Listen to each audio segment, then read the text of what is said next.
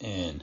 So I wanted to welcome you today, talking about organizing your life, what that looks like, feels like, and how do we best manage your life in a day in, day out situation. So we're going to be going through all sorts of different situations here and challenges and obstacles that we need to overcome in everyday life, because this is the journey and the life that we are in. Now, who am I? I'm Coach Brian. I've been a health coach, fitness, nutrition, lifestyle, behavior change, doing some form of this for the last 20 years or so. So I started all back in 2001, group exercise. I got an exercise degree in 2004, personal trainer for many years. I've owned 2 gyms for a number of years, and I've been doing remote health coaching for the last 7, 8. So I talk to people all over the U.S., healthy, sick, young, old, all in between, know a lot about this stuff and have no clue. So I've been able to really have thousands of conversations to help people jump into this. Now, as we show up here, I'm a big fan of engagement. So I'd love to see things in the comment section, the chat, Q&A, and I will be actively looking for that throughout our conversation today. So let's jump in. I'm going to share my screen, and for those just listening in the audio, then this is where it's at. So today we're going to talk about organizing your life. That's an interesting concept. Can't we all do better in that? Myself included. I could definitely be more time managed, stress managed, organized, focused on some of the details of the important things in my everyday life. Now, just to give context, who am I? I'm 41. I married my high school sweetheart. I have 4 kids. The ages 14 to 8, 3 boys and a girl. They are incredibly active in school and extracurricular activities. We love to travel a lot. We went to 3 international destinations last year. We're planning to ideally do a couple this year as well. So there's just a big shift and focus in how we manage life and how it all works out. So we're going to obviously talk about you and your life and what that looks like. So the contents and the agenda today was Organization 101, tidying techniques, optimize your space, revamp your routine. Some fun ways to present those. Let's jump into the Organization 101. What does organize actually mean? Well, it's a verb to put things in a particular arrangement or order. Number 2 is to form into a coherent unity or functioning whole. Number 3 is to arrange or order things so that they can be found or easily quickly. These are all great ideas around organizing. If we were all really good at organizing our lives, we would be a lot more higher functioning as well. So let's keep going here. Now, here's by Marie Kondo. Keep only things that speak to your heart. Then take the plunge and discard all the rest. So it's really something important, because clutter will really impact your life, your headspace, your ability to focus, and the lack of organization happening just by having more things around that. What if there's a painting on the wall that just doesn't speak to you? Why is it there? Let's take a moment to step back of, why did we even put that up there or have someone else put it up there? It may be worth conversation to change it and swap it out with something that you identify with more. Therefore, you'll be able to have everything in your surroundings speak towards you rather than create friction with you. So health benefits to staying more organized. Well, decreases anxiety and stress. These are running rampant in our in our world these days. They cause a significant amount of strain on a person to actually be their true selves.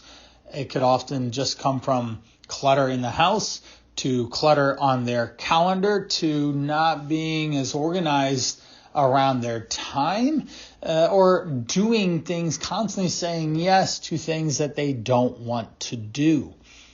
All these really can challenge and heighten a sense of worry or stress in your life, causing you to act differently than normal. Well, when you're organized, you increase your productivity and your energy. You're just a livelier person. You're more happy to smile. You're funner to be around. More engaging in conversation and interaction with others. It's not a doom and gloom type situation where it's like, wow, I'm feeling down. Your sleeping improves. You're not so focused on worrying about all the things at night when you should be turning your brain off to go to bed. If you're finding that the not being able to sleep is definitely a byproduct of organization in your life. Supports healthy food choices, right? If you're organized, you're eating healthier, you're more balanced, you're more focused, you're energized, and that helps you move forward. It promotes financial well-being. You're more organized around your finances. You actually know how much money is coming in and going out. You have a better pulse on the income, the outgoing, the money saved. We all need to be saving money I ended up having to buy a car last week. The one died. It was $6,000 for a new engine. It's a 2014 Honda Odyssey. Yes, I was rolling in dual Honda Odysseys in my house for a number of years. I've been driving a van for 12 years, managing my family. Now we have a Mini Cooper Countryman. Love it. Zippy, sporty, and it's just a lot of fun to be in. And that's what my wife was looking for. Let's not get more of the same. Let's get something different. Let's get something fun, exciting, which just makes life better. So obstacles to being more organized. Well, not having enough time, literally not managing your time, over cramming it with things that challenge you. There's doing a lot of unimportant things, tasks, saying yes to things you don't want to participate in. That's something that's not exciting to be around either. So time is definitely a big issue there. Not knowing where to begin, that ends up being a pretty prominent issue for a lot of folks. There's a lot of ways to get answers to that question, that situation, but there's also other ways to get even more in the weeds. For example, if I'm having a problem, I'm just going to go ask Google or YouTube. My wife will have me do a home improvement project that I am unfamiliar with how to do. Electricity and tile work are the two I've chosen to hire out to. I probably could do tile work. It's that concept not that hard, right? You just lay down some spackle and then put the tile appropriately where it's supposed to be. But if there's a crack or something and there's water leaking into other places of the house, that can cause a lot of problems. So not knowing where to begin and starting to try to DIY that's not something. But laying laminate flooring, doing woodwork, doing all sorts of different hanging things, replacing things, even reorganizing the kitchen. We did a pretty big kitchen remodel in which we reused a lot of stuff, but we reorganized its functionality and we moved some cupboards out and such. That was something I could figure out, and I use YouTube to do it. So there's ways to answer that, but also you get into that Pandora's box of, wow, there's 1,000 things. Now, in my own world, I'm a health coach. What's the best diet? Good luck if that's the question you ask the Google. It's not going to go well for you. So there's just way too many opportunities. We'll leave it at that. Opportunities to go this way or that. with food, exercise, and whatnot. Procrastinating. Human behavior is by definition wanting to procrastinate. You will definitely procrastinate and not move quickly if you lack organization. It's a fact. You're not going to be able to manage time and energy and stay focused if you don't know where you're heading. Just lacking organizational skills in the first place. Where do we learn these type of things? Well, we learn them from parents, from family members, from social groups that we're a part of, from the internet. You may have just not been taught some of these organizational skills. A good one for me is taxes. I really haven't done much with my taxes, and I'm kind of old. This is the year that it's going to change, though. So I have we've been using, say, TurboTax stuff, but I actually hired someone to help me be more organized in taxes and managing it. And I'm doing all the things that are necessary right now. It's business checking accounts. That's the next step that I have to do. So I have to ask the Google appropriate questions like, what local banks have business checking accounts? There's generally 3 tiers of business checking accounts, from a $0 offer dollar down to some others that have monthly fees and such. So I have to start sorting through this information and understand what's important to me, what is the best product that will serve my needs and in my business in this moment in time. I certainly can rearrange if I need to, but having that ability to go through finding out how to stay organized is going to be super important. Well, also feeling overwhelmed. Literally, by definition, if you're not careful, you will get overwhelmed. You will feel challenged. You will feel the weight of indecision or procrastination. You will do nothing. That's, again, just classic human behavior that ultimately leads to not moving forward, staying less organized. So let's chat. I would love to see. I love engaging, so post in the chat or Q&A, the comments. What is one area of your space or your life you want to organize but you've been putting off? Taxes for me. I have not claimed responsibility around taxes. My wife's done it. I've had other people do it earlier. It hasn't been. So that's in my life. That's one area. There's some other areas of my business that I'm taking more responsibility on this year than I have in the past. Social engagement, social outreach is a big one as well to force that situation to move forward on. All right. What else do we have here? So, of course, someone mentions being more organized with their activity. They realize that they just let everything else in their day-to-day actions take priority over them being healthy and active and moving some every day. And they're going to start walking their dog.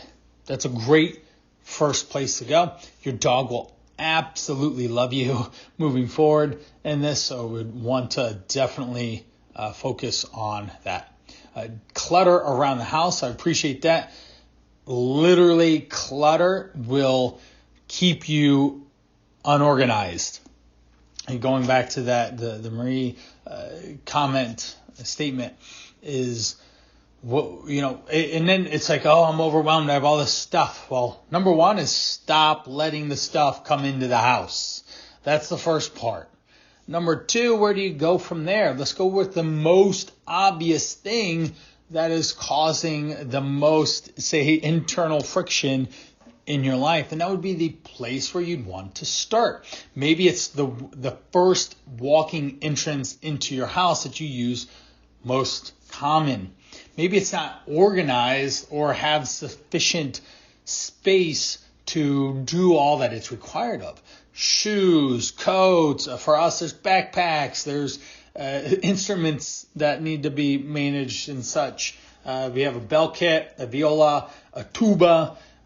Next year, there's talk of my daughter doing a cello as well. So we've got all these children. Yes, children are always things that need to be organized. Good luck. I've got 4, so I have lots of practice. But my oldest is only 14.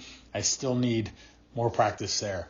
But going back to the clutter, so like focusing on just even that initial walk-in entry space and getting that more organized, all of a sudden you're like, wow, there's a place to put something here, and it's not overwhelmed with, right now we would be obviously in a season of winter, so you'd want to have winter gear out there. You wouldn't want to have sandals sitting out in that space.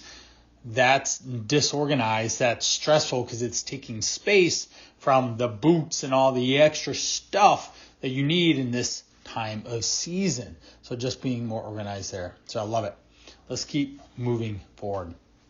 So declutter, organize, and cleaning. So declutter is the act of removing unwanted items in your house. We can't remove children. You can't unclutter them. Good luck with that one.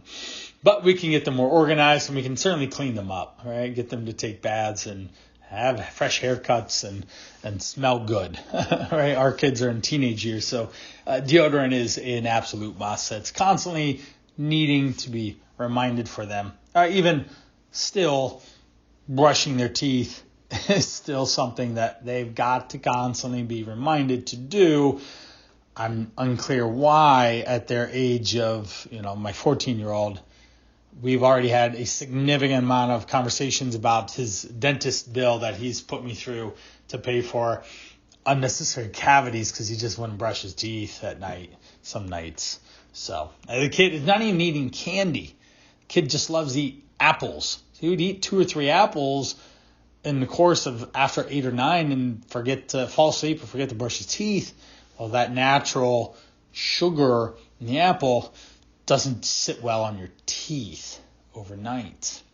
So we're going to declutter, organizing. So we got a problem solve, we got a plan, we have systems to implement into your day. Think of it as just even in this picture, there's a filing cabinet.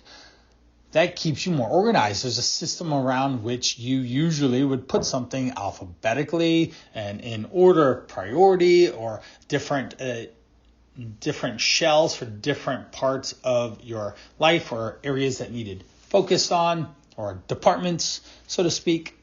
And then cleaning.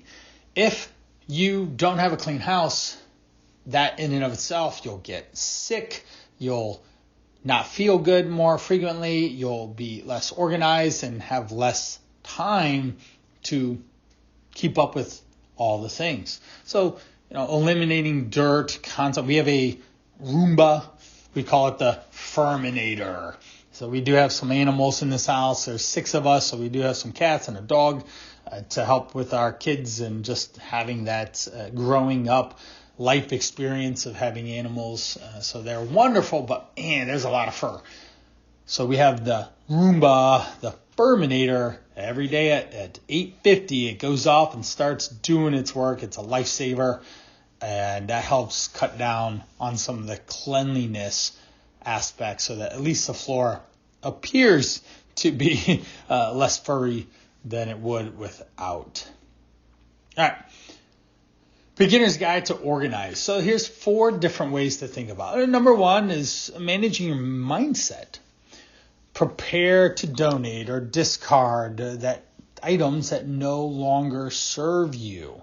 So you're getting into the mindset of, I can live without this piece of whatever in my life, the situation, and I'm able to then accept that it's going to leave. As humans, we don't want to give things up usually. It's just human nature. We are all mini hoarders in a sense on some level.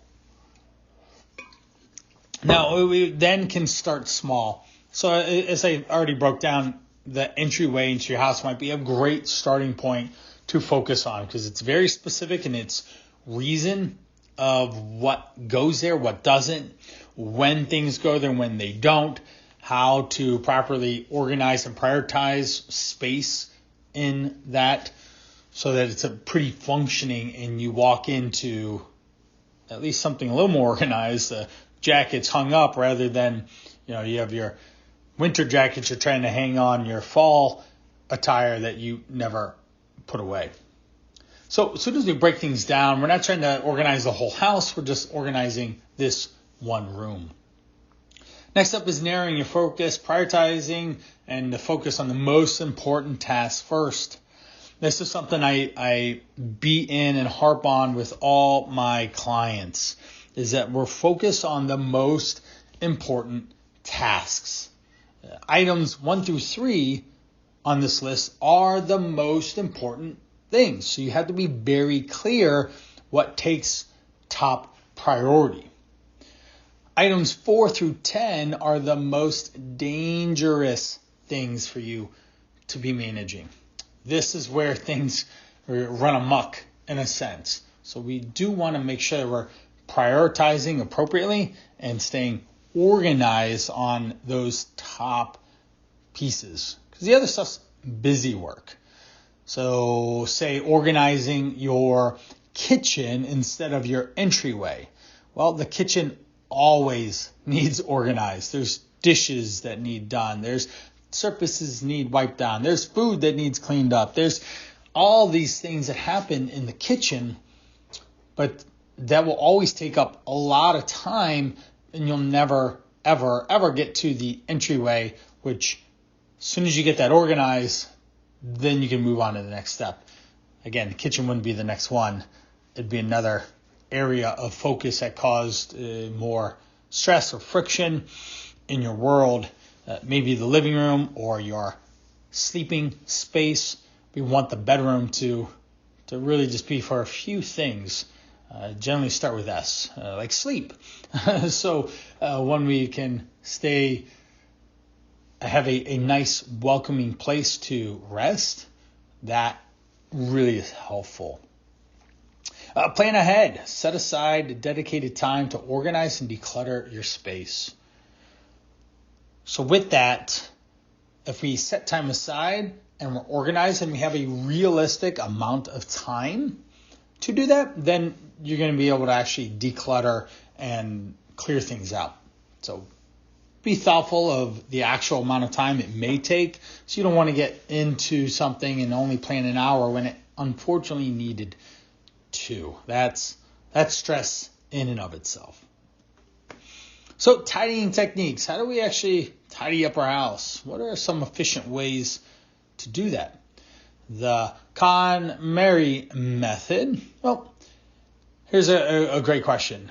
Do the items in your house align with your vision for your life? Great. That's important. I don't have a lot of business attire because I am an active person. The type of work I do relates to being physically active, to being healthy. I don't have business suits. I barely have a coat and pants.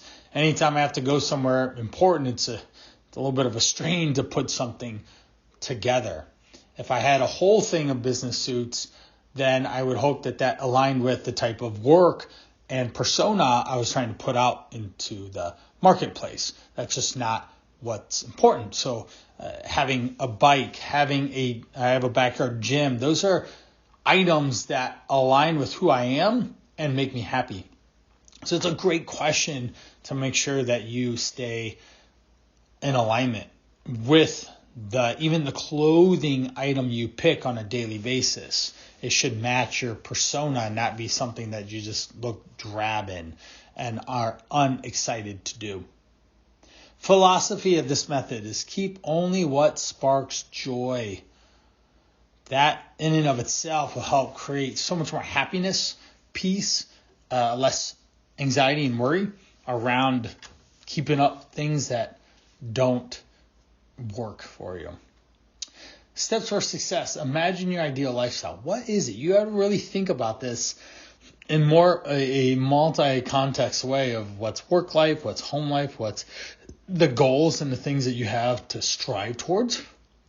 We tidy by category, not location. So the category of your attire, we'll just keep running with that theme, is where you're going to look. So where in your area, your space, does your personal attire reside? Well, obviously your closet, your dressers, your entryway are all places that would have that type, and that's where you can start to focus on first.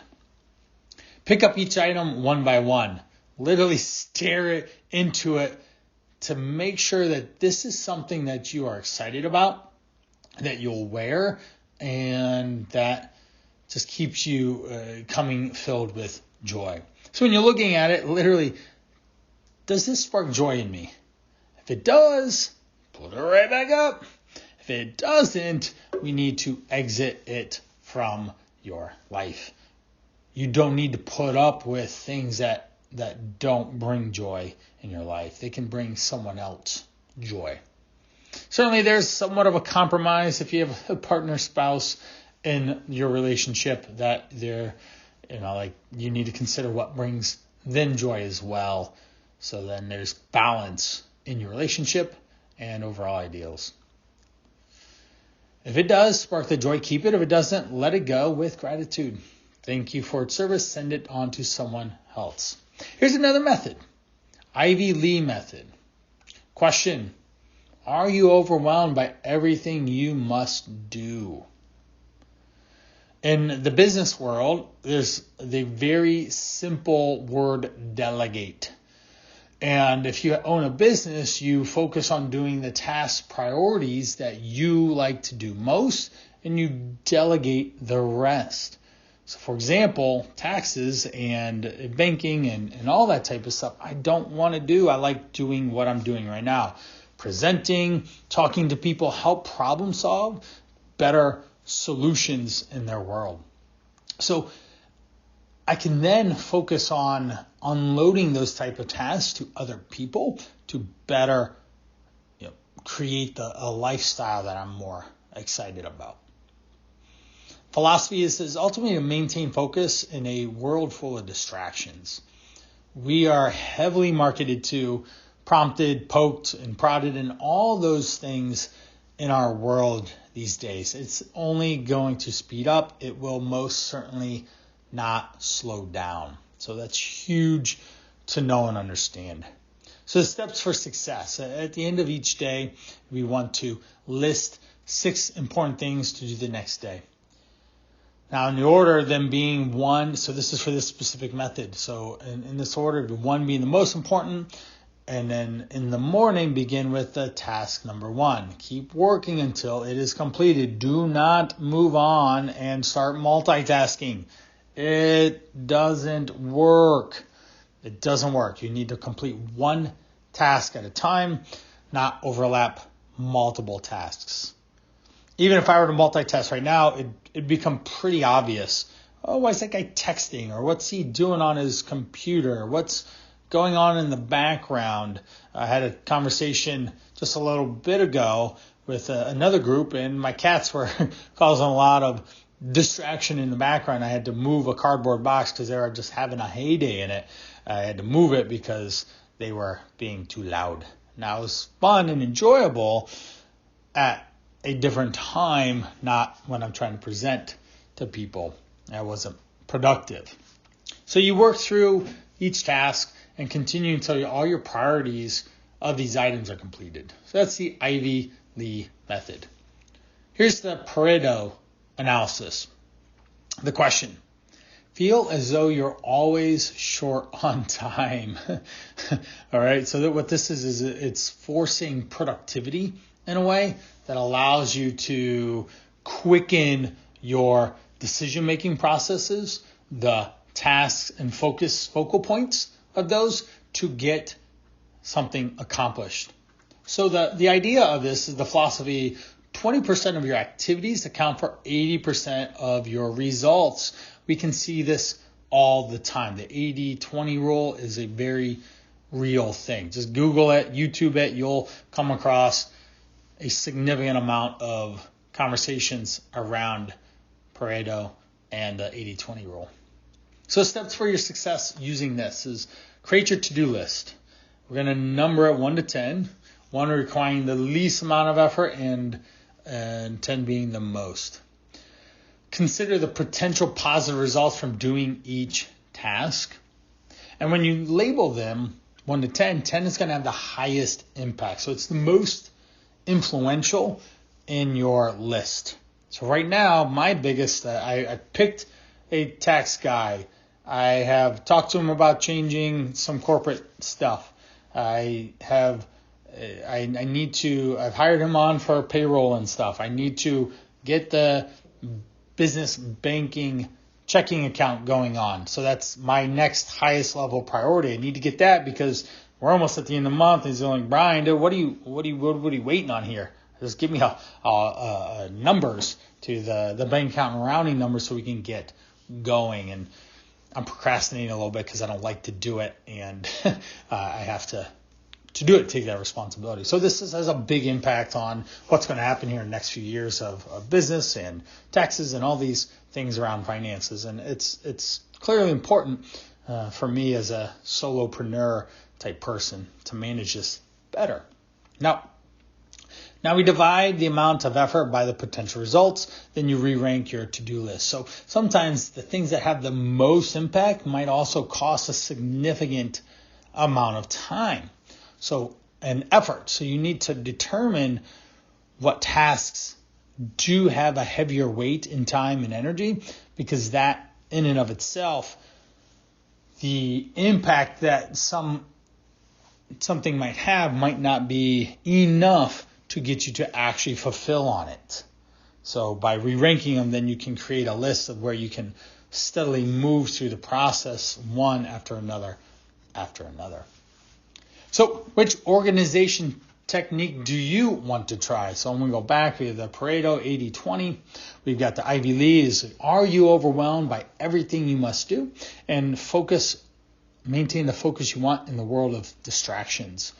And this is where you list your most important task and do it until completion.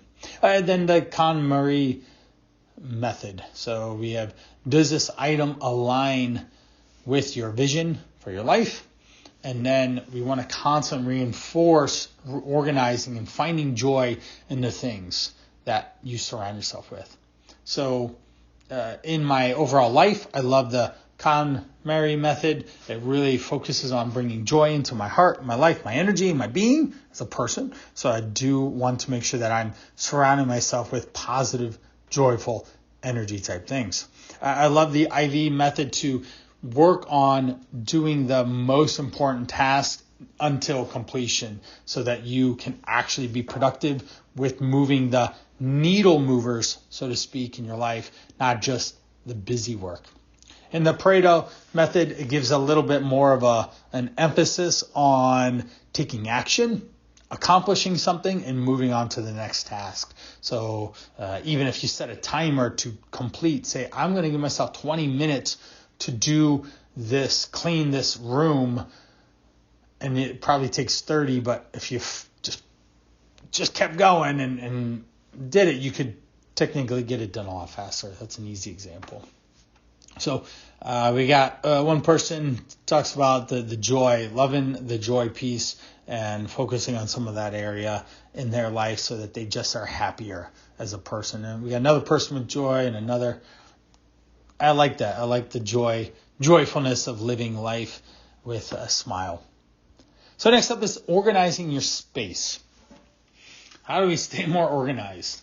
Well, organizing the kitchen. We stock up on clear food containers. Therefore, you know what is inside them. Doing the dishes. We have a system at our house where the kids unload the dishes and then sometimes they load the dishes or the parents will load the dishes. But there's a constant in and out of dishes that need done. Our dishwasher runs at least once or twice. Remove unnecessary items. This is a challenge. The kitchen in our house, based on the location of it and just the interest of everyone being there to eat food, it's a dumping ground in a sense. So there's always a lot of activity, a lot of items, papers and stuff in the kitchen amongst all the other things of the utensils and whatnot that cause challenge there.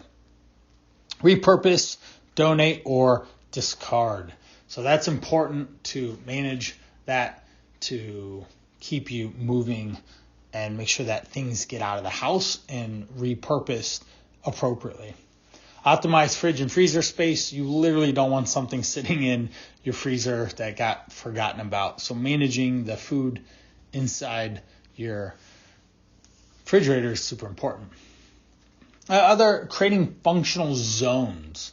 So one, we got to have a place for like the glassware, the plates, easy access, simple things like keeping your cleaning supplies under the sink. That makes the most logical place for those type of products. Having your cooking, baking supplies near the stove. You should not be crossing from one place to another to go find that stuff. We have this very much organized in our world as well. Even the glassware is next to the fridge and the way it even opens up. So we open the fridge and the glasses are literally within arm's reach of an open fridge door. We've got placing storage items near the fridge that need that. So literally next to the fridge is the Tupperware container as well. So how do we actually then hack the pantry? So continuing with this kitchen theme. Well, we have a whiteboard. In our house, my bedroom door is on outside of the kitchen, just the structure of our house. What we have is it's painted chalkboard. So we literally write on our bedroom door all the grocery shopping items and food items and such that we need to replenish. There is a chalkboard that has notable points in the schedule of what has to happen from one day to the next. My wife uses that pretty much every week. She'll place what's important today and then be able to utilize that. Another one, place Powerhouse Munchies front and center. Now we want to make sure that those are healthy Powerhouse Munchies. We don't want just things in a package that have a label on them it's not ideal.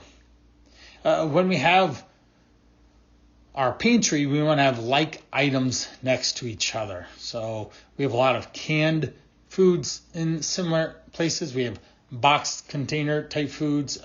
Think of the ones that we have are pastas, quinoa, there's rice, there's oatmeal, there's cereal. All these are pretty closely together to stay organized. So I hope that there's not food with the glassware, with the pots and pans, and it's just, what are we doing here? Next up is decluttering the bedroom. So if we think of this, we want to keep the dressers clean and clear. We don't want a lot of hodgepodge stuff on that. It's hard to place stuff where you want it to go, and it's very disruptive visually as well. There needs a place to what we call drop zones, place that you can put stuff in. So in our room, we have an actual we have two baskets that get stuff put in them, from bedding, towels, things like that, to help manage those larger bulk items. We can definitely utilize the bed. We want to make the bed, or at least have it less messy. That's important. And it creates for a more visually pleasing experience. Utilizing space under the bed.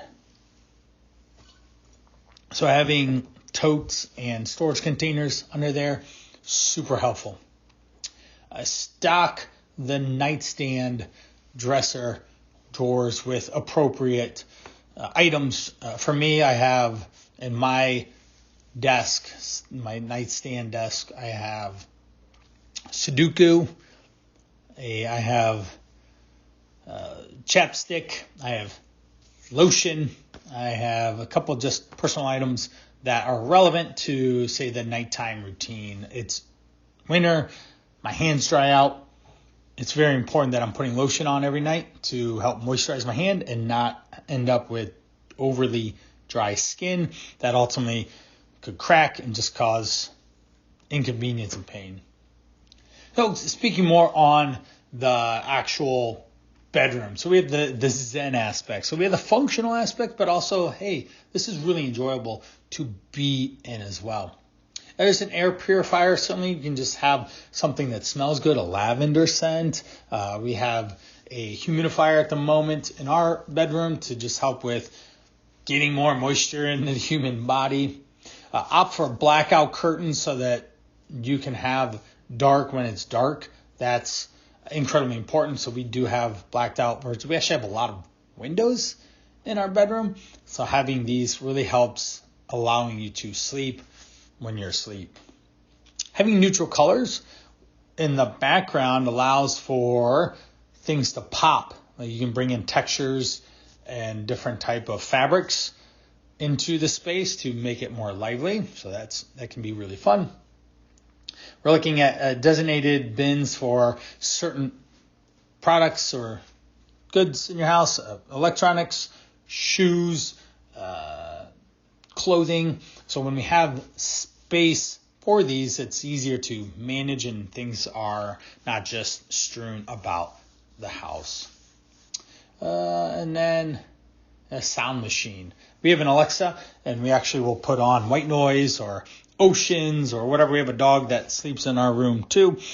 So it helps with him as well, not get disturbed by outside noise, which then leaves him barking at nothing usually. Closet. So you look at the KonMari method. We want to keep the things that bring us joy, toss the things, pull those things out of that mess that don't. We want to donate and sell and sort of how we can do this. There's lots of places to sell on through apps, Facebook Marketplace and stuff, so you can actually get money back for your items that you don't find as much joy in and it's someone else may. We can look to donate, of course. Goodwill, Salvation Army are, I don't know if they're always excited about some of the items that get delivered there, but they will always take them. Questions to really ask yourself when you're thinking about the clothing aspect of this is, when was the last time I wore it? Would I purchase this today? Would I wear it again? Do I have a better option? How many of these do I have? So these are all good. Recently, in the last year, I've purchased about 7 pairs of Hey Dude shoes. I'm actually wearing some right now. They're super comfortable. They're easy. They're cheap and efficient and effective. And they match my new wardrobe now because I just really enjoy them. And so I have brought those into my life. They bring joy. But there are other shoes that I got rid of because they just don't serve me as well anymore. I don't wear them. All right, cleaning the bathroom. So we want to make sure that the products that we have are organized and actually fulfill on why you got them in the first place. We don't need products that don't work or you have too much of one thing. We want to stay organized there. Having the linens appear nice. Super important because it gives this nice, neat, sharp look and feel to the bathroom space instead of just being this pile of clothing or towels or something. We don't want that. We want to switch out your product containers so that can help liven the space up too. We just got a bathroom remodel a little over a year ago. We've been put up some really nice wallpaper. We have different containers to match. We have different products that fulfill on the space and make it enjoyable and organized. And so having the bathroom be tidy is really important. Shower caddy works well. Now, if we look at your workspace, we can certainly want to be ergonomically correct in your chair, your computer. We want to have exciting features around the space. Here it shows a motivational poster. You can do it. Having plants in the space as well, having greenery or different features can make things exciting. We want to have systems around where we place things such as paper, writing utensils, markers, whatever comes in your office. We want to make sure that we have a space for it and we're able to throw things out or shred outdated papers or recycle. So that can be a really easy way to revamp your workspace. Now, revamping your routine. Let's look at your routine. Creating a morning routine is something that really can set the day apart from other days. You want to have something that you wake up and you get moving and it excites you every day. There's waking to a pleasant sound. We don't necessarily need to wake up to the 1980s alarm clocks.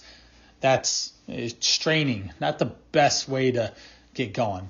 My kids have Alexas in the room, so they have a song that they like, and that wakes them up in the morning, so that's enjoyable. You start with a good upbeat song. I wake to my watch, so it's very quiet, and then I have an alarm in another room set for 3 minutes later, so I have to get up and get going to go turn it off. So that's a great way that I've created my morning routine. For me, I have a hot tub. It's a really enjoyable space to be in. The hot tub allows me to get in, warm my body up, stretch, loosen up. I listen to enjoyable things of topics I'm interested in the morning. So it's a great start for the first 15 minutes of my day. And then coffee, of course. So we want to avoid certain exposure to electronics in a sense of not answering emails and going into work mode immediately. We want to set intentions for the day so you have that most important task list of things that you can focus on. And then breathe deep, energize your body. You breathe in and exhale forcefully, allows this oxygen exchange in your body and kind of wake it up. Morning minutes, what are these? These are fun little pieces that you could do, say journaling or yoga or meditating or stretching. Those are all in the same vein of being mindful and awake and opening yourself up, whether it's your body or your mind. We can play music, listen to music. We can doodle, draw. My second son is a big artist, so I could see him doing this. We want to organize your space, keep it tidy and ready for the day's effort and activity. Even listen to nature and the outside activity of the birds. Maybe you're in a cityscape. There's a lot of just hustle and bustle going on with the traffic and all, and that could be an enjoyable piece as well. We want to consolidate your calendar. Decide what are your big rocks are, what that means. What are the most important things that you need to do, and designate what those tasks are and where they are in your day, your week. Like right now, this was a big rock in my week, making sure that I showed up on time, promptly prepared for this webinar. So this is a big rock. There's a couple other big rocks and then other important things like I've shared about the business checking account. That's an important task that needs done soon. Scheduling time to take breaks. Humans need breaks. You can't just go 9 to 5 in a sense without running out of gas and just not being productive. It doesn't happen in human behavior. So schedule appropriate times to take a break.